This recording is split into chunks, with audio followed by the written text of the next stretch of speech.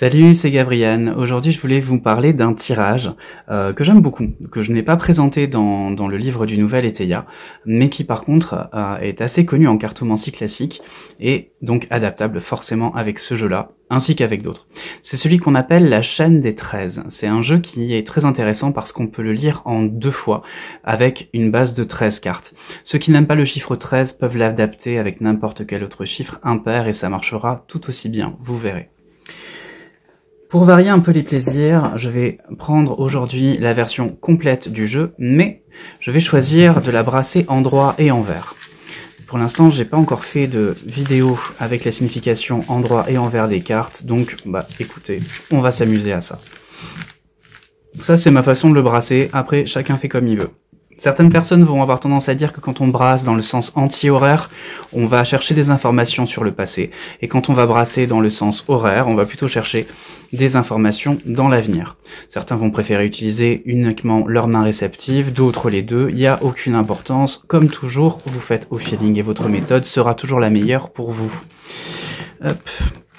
Regrouper les cartes, ça peut paraître un petit peu compliqué, mais regardez, il suffit simplement de les ramasser, de les ramener, d'en faire un gros tas, et plutôt que de s'embêter à toutes les remettre dans l'ordre une à une, vous les tapez de cette manière-là sur la table, vous voyez déjà, tac, tout simplement, et vous obtenez une sorte de T ou de L, et vous rabattez les cartes qui dépassent, et vous rassemblez. Pareil, c'est ma petite astuce à moi, si vous en avez d'autres, vous faites à votre manière. Si vous aimez pas l'idée de brasser les cartes de manière circulaire, vous avez aussi la possibilité de prendre de temps en temps votre jeu et de retourner une partie du paquet. Ça, c'est quelque chose que je fais pas mal. Après, moi, je le faisais avec des petites passes, tac, de cette manière-là, par exemple. Ça marche bien. Ou même comme ça, c'est joli aussi. Tac. Mais bon, ça c'est mes petites fantaisies perso. Après, chacun s'amuse un peu comme il veut. Vous voyez, là, par exemple, vous prenez votre jeu, tac, vous retournez cette moitié, et vous recommencez, hop. Souvent, ouais, c'est ce qu'il y a de plus simple à faire. Mais là, encore, vous faites comme vous voulez. Alors, petite interprétation brève de la coupe. Nous avons donc le coffre qui nous parle d'opulence et les oiseaux inversés qui nous parlent d'indécision du côté du consultant. Donc on a une période plutôt positive au niveau financier, mais le consultant ou la consultante semble dans une période un petit peu d'indécision ou peut-être à avoir trop tendance à tenir compte de la vie des autres sur ce plan-là. Extérieurement, nous avons une période d'absence, d'éloignement, un sentiment d'absence par rapport à des rumeurs ou des nouvelles un peu fausses, des fausses nouvelles qui pourraient nous pousser à nous inquiéter en quelque sorte un peu inutilement parce qu'on se rappelle le 2 de carreau, c'est plus un sentiment d'absence illusoire que réel. D'accord. Vous allez voir l'intérêt aussi des sens inversés. Même si je les déconseille aux personnes qui débutent, ça reste hyper intéressant à faire, mais quand on maîtrise, c'est quand même mieux. Ensuite, place au tirage. Il suffit simplement de retourner les cartes et de les placer en fer à cheval, on va dire en art de cercle. De préférence, retournez-les dès le départ. Vous allez comprendre pourquoi après. On essaie de faire quelque chose d'à peu près symétrique. Je vous assure que c'est pas évident. Vous verrez. Tac. L'idée, d'en avoir 6. 7. Et vous placez au total 13 cartes de cette manière. 1, 2, 3, 4, 5, 6, 7, 8, 9, 10, 11, 12 et 13. D'accord? Donc mon arc de cercle est pas très joli, bien sûr. Comme ça, vous verrez que, même avec l'expérience, on n'est pas forcément toujours des as. Voilà. Et là, je suis super content parce qu'on a un cas de figure intéressant que je tenais à vous présenter. C'est que la carte du consultant n'est pas sortie. Et ce jeu a pour intérêt principal de normalement démarrer à la carte du consultant. Donc là, on va pouvoir avoir un cas de figure assez sympa.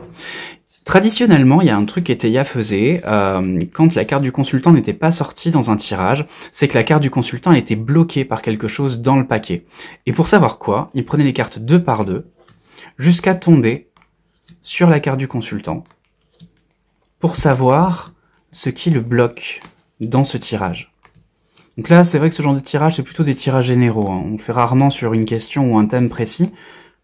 Là, on a le joker. Je continue d'abattre jusqu'à tomber sur la carte du consultant. Alors la carte du consultant est sortie à l'envers, mais bien sûr, elle n'a pas de sens inversé. Et quel est l'élément qui retenait la carte du consultant? Son avenir. L'horloge inversée, la notion d'avenir, c'est des fois le fait justement de trop se projeter, le fait de devoir un peu trop aller de l'avant. Donc là, la carte du consultant n'est pas sortie. En retournant les cartes deux par deux du paquet, on a vu que ce qui retenait le consultant, c'est ses projections sur l'avenir. Donc là, déjà, on a une première info. Quand la carte du consultant, elle apparaît dans le jeu, on commence à partir de cette carte-là.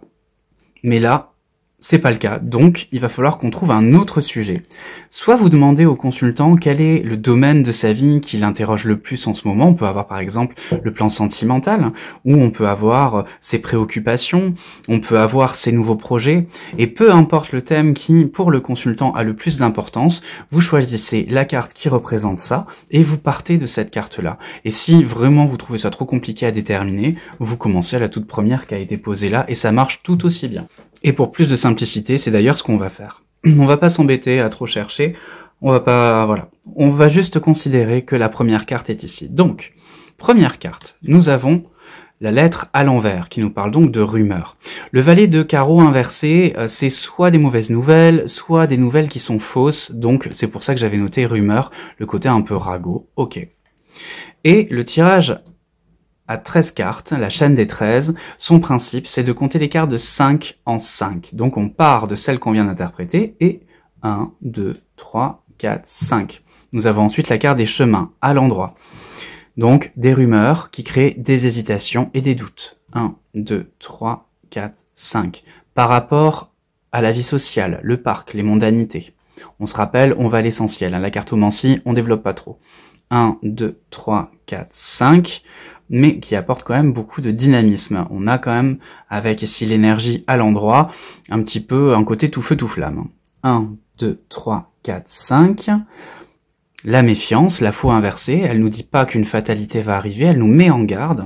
Donc peut-être que trop plein d'énergie, attention à soi. 1, 2, 3, 4, 5. Grandeur, les lauriers. Alors, est-ce qu'il faut faire attention à la renommée qu'on a, la façon dont on est perçu? On peut avoir tendance à interpréter les cartes entre elles, hein, donc ça pourrait être ça. On va voir ce que ça raconte ensuite. 1, 2, 3, 4, 5. On a la tour, à l'endroit, l'isolement, on a donc un repli, un enfermement. 1, 2, 3, 4, 5. Le livre inversé qui nous parle de malhonnêteté, le roi de cœur renversé, ça peut aussi être une personne qui a tendance à boire un peu trop, ou c'est quelqu'un qui est pas forcément très très sain, ou qui met un peu dans le flou. 1, 2, 3, 4, 5, par rapport à une question relationnelle, fusionnelle. Attention, cette carte à l'endroit, elle parle effectivement de sentiments complémentaires, mais elle peut aussi parler d'une fusion trop importante, même à l'endroit. À l'envers, elle va représenter la frustration, mais à l'endroit, le côté négatif de cette carte, ça va être de dire, attention à ne pas être trop dépendant de l'autre dans cette fusion. Donc vu que là, on a quand même une carte négative avec le roi de cœur inversé, peut-être que ça nous parle de attention à la dépendance affective que vous pouvez avoir envers ce roi. 1, 2, 3, 4, 5. Néanmoins, on a un nouveau départ. Alors là, en plus, on a la relation plus la naissance, donc ça pourrait peut-être vouloir parler d'un enfant, d'une grossesse, ou d'un nouveau projet, tout simplement. 1, 2, 3, 4, 5. Qui, alors, le nuage inversé, on est sur la notion de conseil et non plus de trouble. Donc on est sur une carte qui va nous dire, ok, ce sera peut-être un peu brouillon, mais ce serait bien de prendre conseil. Et on voit en plus que le conseil, le côté lumineux, il est sur les rumeurs, donc peut-être éclaircir certaines rumeurs. Là, on peut aussi le dire comme ça. Parce que les cartes, vous pouvez les interpréter par rapport à la proximité de celle d'à côté, ainsi que celle qui est 5 cartes plus loin. Là, ce tirage, pour ça, il est excellent pour s'amuser à faire des croisements entre toutes les cartes. 1, 2, 3, 1, 2, 3, 4, 5. Donc, prise de conseil, mais lassitude. On a l'ennui qui apparaît ici avec les ruines. 1, 2, 3, 4, 5.